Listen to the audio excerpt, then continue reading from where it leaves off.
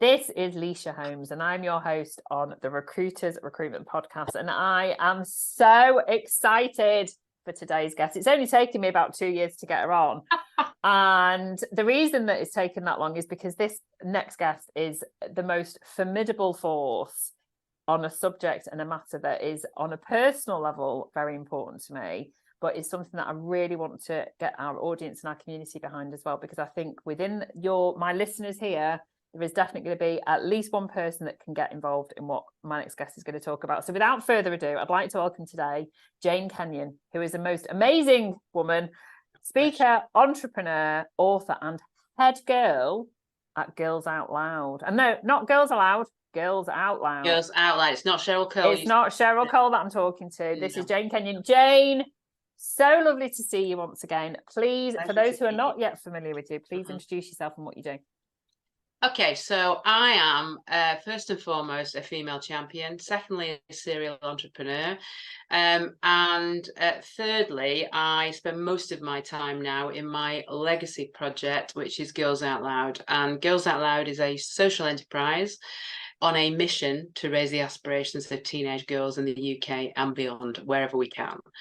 And that sounds like a very simple task, doesn't it? Like just rolls off the tongue in one sentence, but it isn't, because you can't really talk about aspirations until you've dealt with the bit that comes before that. And that's about believing in yourself. It's about confidence. It's about having some emotional resilience. It's about finding your gumption. It's about being more visible, putting your hand up more, saying yes to things. It's about believing that you're already good enough.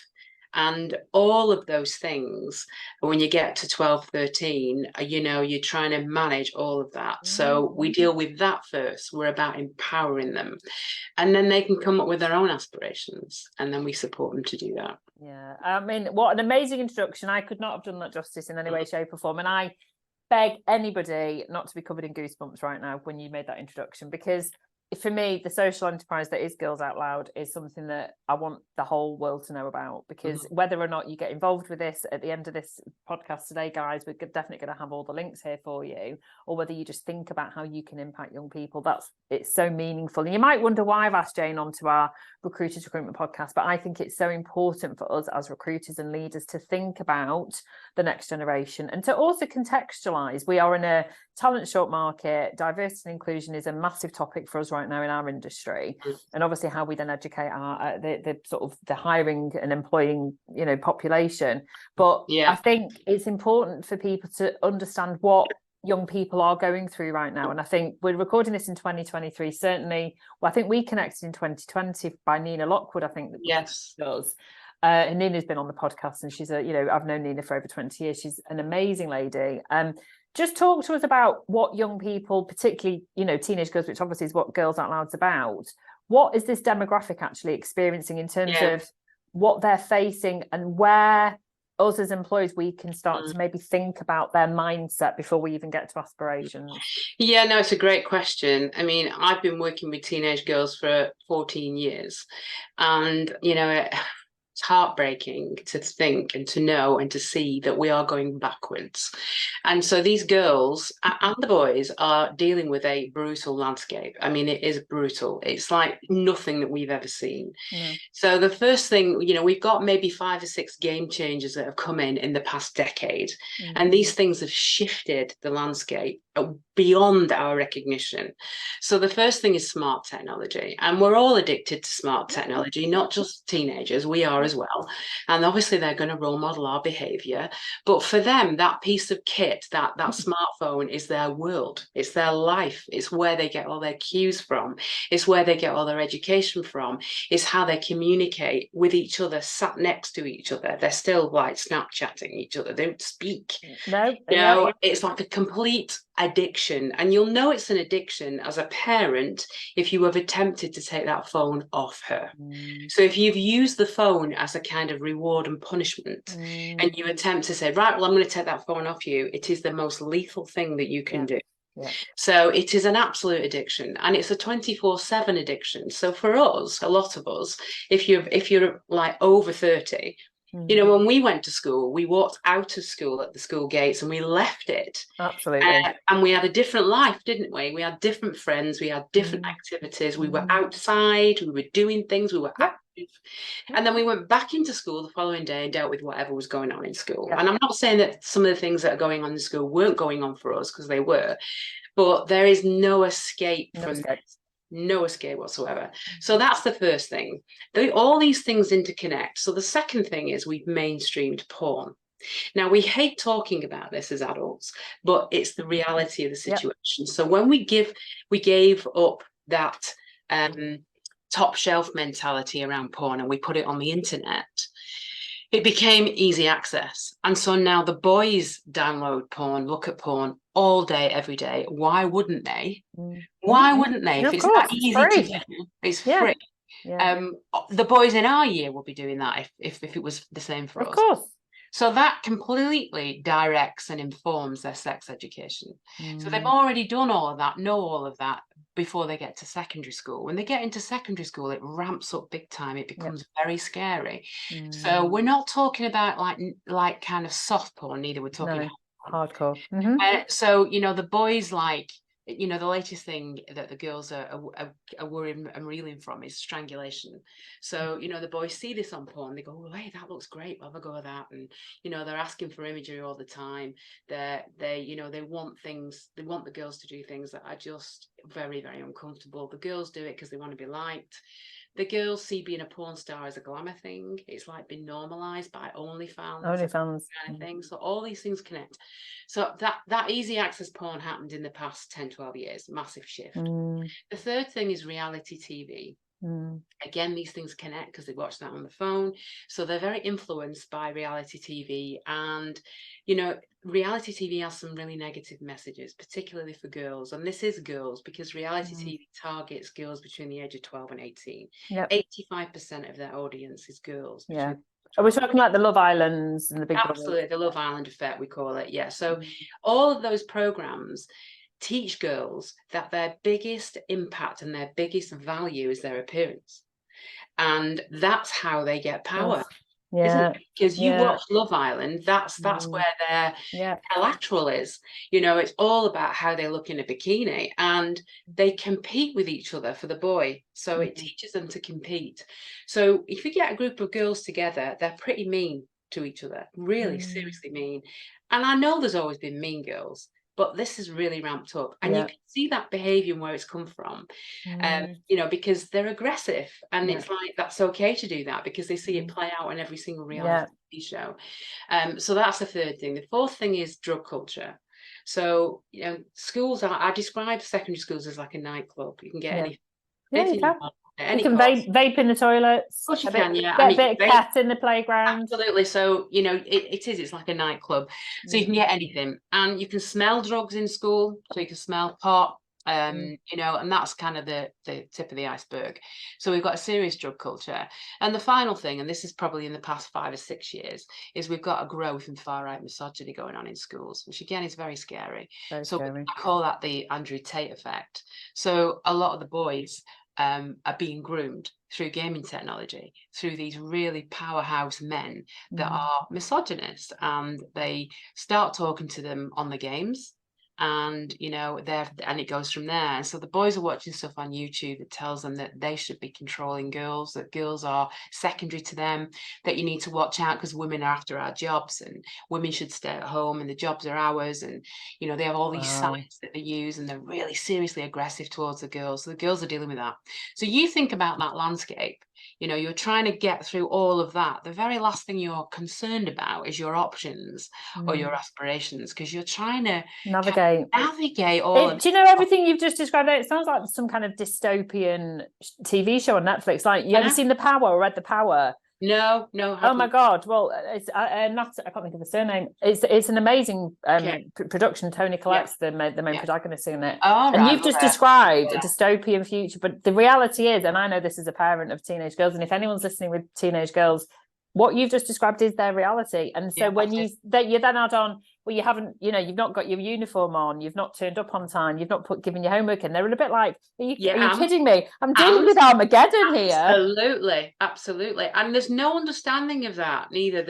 It's like the education system hasn't caught up with their. I was just about, we've got a real dichotomy, haven't we? Where their life has literally gone fast forward 10 years. Yeah. And then the education system is still how it was when I was at school in the 80s. Absolutely. And it's the same subjects. Even worse post-COVID, because most of them are still trying to deal with what they've lost.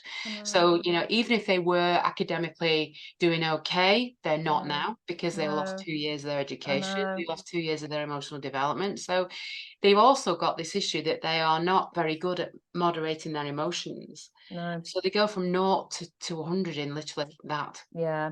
So the mental health sort of, for me, the mental health impact on teenage girls and boys, I think was possibly the greatest tragedy of COVID. And I'm not disregarding anybody that suffered and had the consequence of the terrible things that happen, or the economic consequence. But actually, they were all, locked in when they should be out developing and independent and hanging out together. And they were literally on the very first one that you said, that social media, the technology, they had that was their only way of communicating with anybody for 2 years. And now they really struggle to shift out of that, because they were already addicted to that, let's be fair.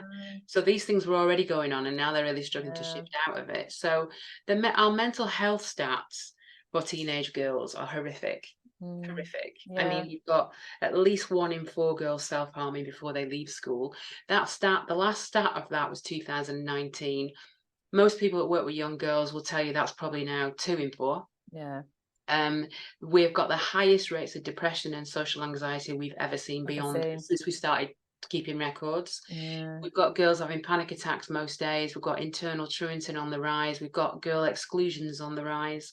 We've got ghost children, we call them, that we never see, so they never even show up to school. Nobody knows where they are.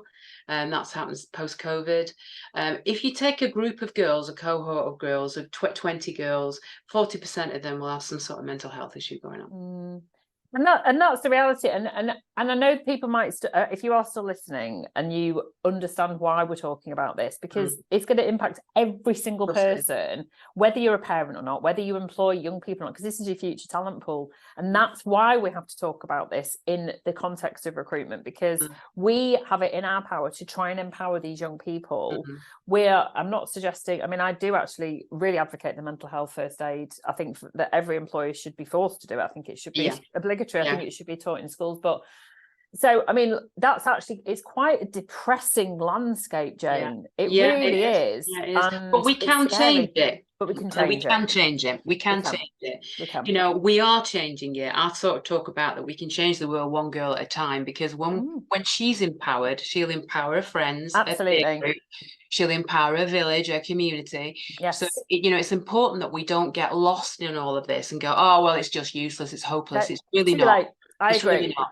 Because when you go into schools and you work with these girls, so there are 2 groups of girls that we work with in schools.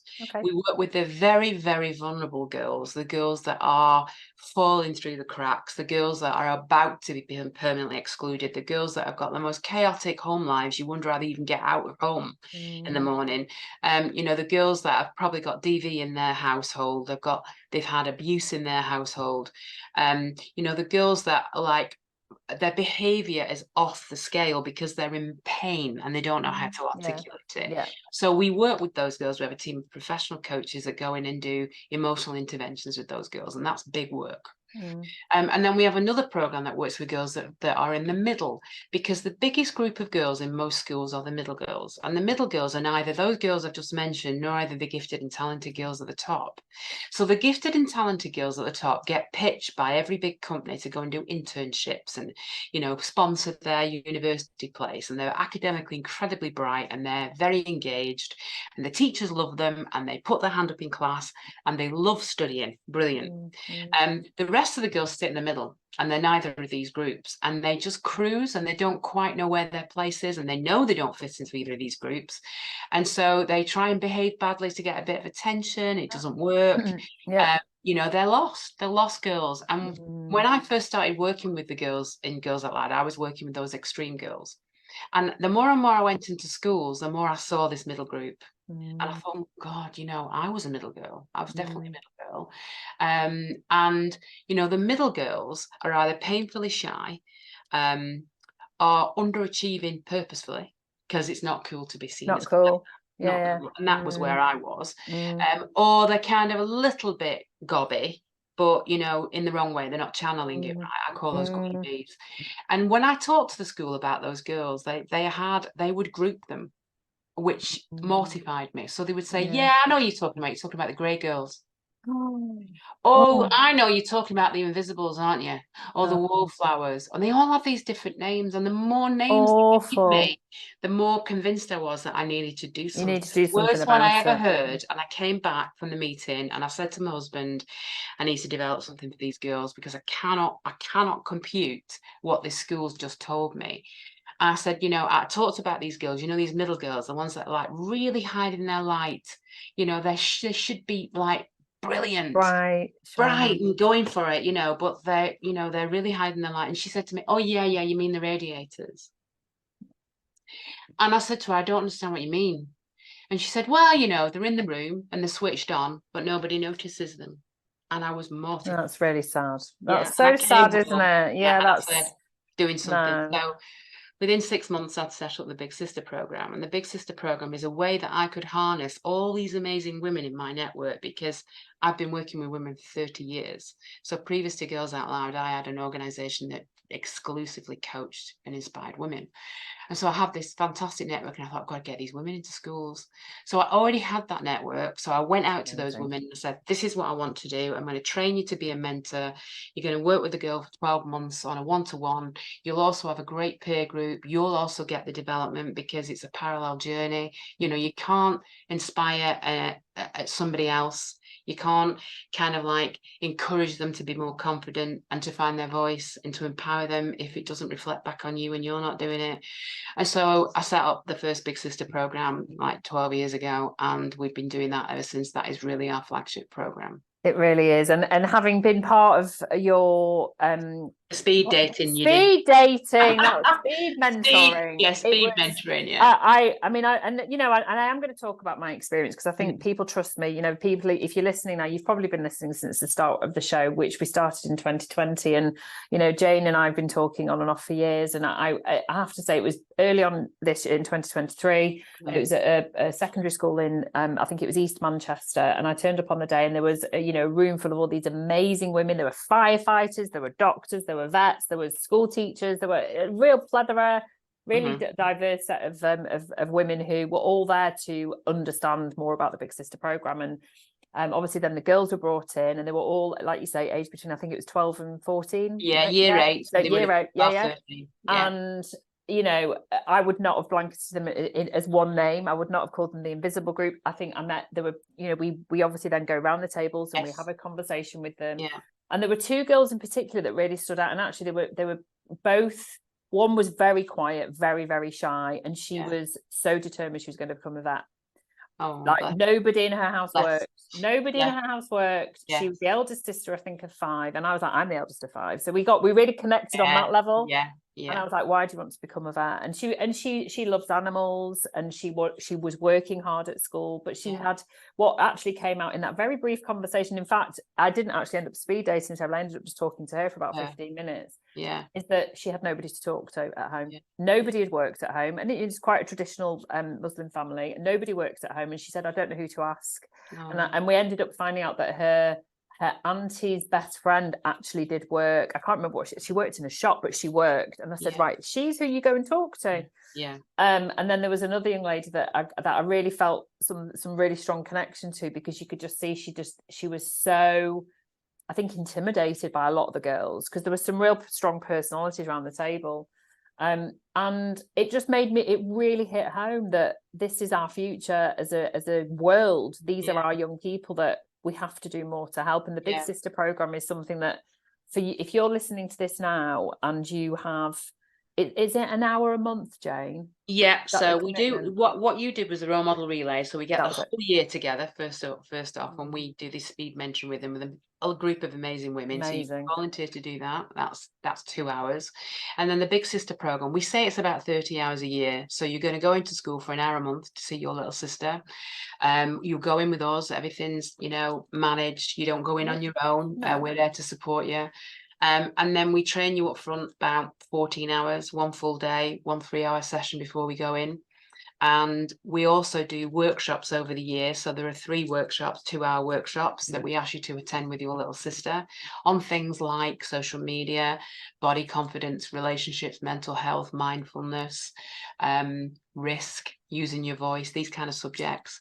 And then we have a launch in the school for 2 hours, and then we graduate you at the end. And the graduation at the end, we take you out for a day. We take the girls out of school. They go to an inspirational place, usually a university campus or a sixth form campus. We pamper them in the morning, so they get their hair done, their nails done, or whatever. And then the Big Sisters arrive, and we all have lunch together. And then some of their parents might arrive, and then we go into like an informal ceremony, and we ask each big and little sister to stand up in front of everybody and give their testimony. What have they learned? And there is never a dry eye in the house. No, I have to say, anyone that knows me off camera, I've actually got quite a hard heart. I very rarely cry, but I've just welled up in my throat. And there is a film of one of the last graduations on the website from Co-op Academy Manchester, and honestly, there's some of the girls on there that when we first met them wouldn't even look at you through their hair. They were that shy. And they stood up in front of people talking and crying about how they know that they're now good enough, and how they know that they can be this and that and the other. And it's amazing. It's an amazing thing to see. It is amazing thing to see that actually that is the change. We can change. We can make an impact. We can sort of see those differences. But what's really important when you're a big sister is you see what they're managing, you see what they're dealing with. And I imagine as any employer, it helps you understand when they come to you, the position that they come to you in, the things that they have had to see through. Yeah, of course. How resilient they are. We talk about young people being flaky today, but you know what? The stuff they they're working through. I have to say that the word I often use is fortitude. And I think that any young person that can navigate and has navigated the last few years and still has that little bit of fire left in them, we can save them, and we can help them save themselves. Absolutely. I want to ask you a question, and I'm not blowing smoke up here, because I know that you have asked me, and I really will commit to this. I'm going to commit to it. What do you look for in a big sister? Okay, so really, big sisters identify themselves. Okay, so if you put your hand up for it, in the same way that if the girl puts her hand up for it, so in the event that you were in, we ask them, don't we? We say, who wants a big sister? And you see most of the girls in the room put their hand up. So the same thing's happening to big sisters. So I'm looking for minimum age of 23, because I think you have to have some life experience. Okay, I don't want you to be too close in age to them. I want you to have gone out, got a job, done what you need to do. I want you to be comfortable in your own skin. By that, I mean, I don't want you to be going out for Botox at lunchtime. I don't want you not liking yourself, because if you don't like you, what messages are you sending to them? So I think you need to be comfortable in your own skin. You have to be proud of where you are. You have to be able to talk with passion and pride and purpose about what you do. So let's say you're in a job you hate and you're whining about that. Again, not a good message. So, you need to be on the way doing something that you love. And then you need to commit to the process. That's it. So most sisters identify themselves. I was going to say, I mean, and that, I want you to, if you're listening to this now, I want you to put your hand up, and I want you to connect to Jane, and obviously you'll put in touch with the membership people. It's just the most incredible thing, because what you said at the very start is that we each have it in the power to help one person, because then we're creating a cascade effect. That's what we're doing. We're empowering these young people. They are not lost. No, They it's don't the need ripple to be effect, lost. isn't it? It's like a It movement, is. really. I talk about what we're doing as a movement Yeah. because you see it, because you see when one girl changes, her peer group changes, and you also see the culture shift in the school. So we're lucky that, well, we created our own luck, to be fair. I don't believe in luck. But when we're in a school, we tend to stay in it because Yeah. of our impact. So that Yeah. means that we are shifting the culture of that school about girls. So the girls that have been through the program, we say to them, you now have a responsibility to be a role model to another girl. Yeah, I mean, and I have to say that was one thing that really stood out from the minute I walked in the school, that all the teaching staff really wanted us there. Yeah. It was like there was a red carpet, Yeah. a virtual red carpet. Like Yeah. we were celebrities, and it was a bit like, whoa. But obviously it was a school that had done it for many years, and Yeah. they were so, from I every love that. person that I met, they just loved us being there. Before we finish, Jane, because we Yes. could talk all day, I have to Yes. ask you, and don't Yeah. know whether you're happy to answer this question, will there ever be, and is there a Boys Out Loud? Okay, so I've been asked that all my times doing this, and my answer has always been, I'm a girl. I'm passionate about girls. Girls need equity, which they haven't got. So girls are so way behind boys in everything. Yeah. So until that changes, my priority will always be the girls. However, there is a little caveat to that at the moment, and that is this whole issue around misogyny, which I can't ignore. No. Can't ignore it because it's now impacting the girls. So I see it in school. I see the aggression. I've been in several situations where a boy walked in the classroom and abused a girl in front of me. I've seen girls not reporting because they don't bother because nothing happens. Exactly what we do, by the way. We don't report it because it doesn't happen. We're not calling it out because nothing happens. So I am currently developing an anti-misogyny charter for schools. And in that charter, there will be support and workshops for boys and girls, and boys and girls together. And boys need men to tell them and talk to them about this, not me. Not women. So, I'm currently recruiting a couple of awesome men to work with us, to go in with us, so that we go into this group, a bit like the role model relay, big group, and we split the girls and the boys off, and they go off and do their own stuff around what's this, what's that, respect. Then we bring them back together and say, what have you learned about each other?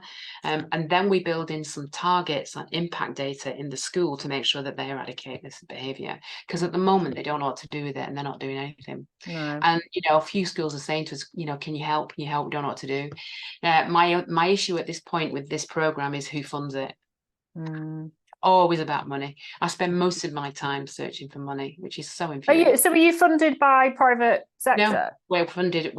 I fund us. I go out and raise money. You go out and raise money. So in the past sort of 14 years, I have raised £2 million to make this business run. So what can our listeners do to get involved with fundraising? So anything you want to do. So we have donates on our site. We've got a just giving page on our site. You can go and do anything. Right. But well, to be a big sister, it's you sponsor yourself, or your company sponsors you to be a big sister. Right. So that's how we fund that program. So it's currently £1,250 to step up and be a big sister. That pays for all your training, your coach supervision, everything. So it's £200 a month, about approximately. It's nothing. It's nothing. And it's a personal development program. Where are you going to get that? Let me tell you, it's going to cost you a darn sight. You're not going to get it. That. Yeah, so that's how we've done the Big Sister program. And then the Stardom program, we've got a crowdfunder out at the moment for the next one. So I'll send you that link. Oh, definitely. So we're trying to raise 25 grand in the next 8 weeks for that. We get lots of donations from companies. People donate for us around International Women's Day. We do social media campaigns with people. So we've got fingers in lots of pies, but we have to fund every single penny. But there will be so many people listening that a lot of our clients and a lot of our listeners, they take on a charity for a year. They want to raise money, and recruiters are very competitive. We're very much about outcomes. So if you want to connect to Jane from a fundraising point of view, if you maybe don't have time to commit to the Big Sister program, but you want to get involved in a fundraising way, it's meaningful, you've heard where the money goes, please connect to Jane, and please mention the Recruiters Recruitment Podcast in any of this dialogue, because then Jane will know that it's been worthwhile sharing this. Oh my God, Jane, I mean, you are the saviour of girls. And the people that work with you, you've got an amazing team as well. Big shout out to your team, and just to anybody that has at any point been involved in this program, thank you. As a mother of 2 teenage girls, I know how important and vital this is for our Mhm. future as an Mhm. economy and as a race, as a human Yeah, race, you absolutely. know. Absolutely. Thank you, Jane. Thank Well, you thank so you for giving me much. the opportunity, and I will send you some links that you can use in Yeah, terms of being a please do. patient or a We'll craft make or sure whatever. that's shared. Thank you for joining us, Oh, Jane. no problem. Speak to you soon, my dear. Okay. Take care. Lots of love. Bye. Bye.